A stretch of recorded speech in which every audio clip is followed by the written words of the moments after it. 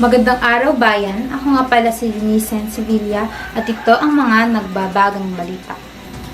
Patuloy na binabantayan ng mga health authorities ang pagdami ng mga kaso ng flu na kumakalat ngayon sa iba't ibang lugar sa bansa.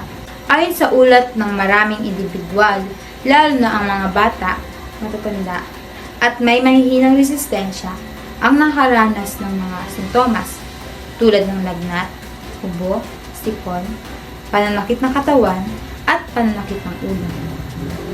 Pinaalalahanan ng Department of Health ang publiko na maging mapagmatsyag at agad magpatingin sa doktor kapag nakakaranas ng malalang sintomas.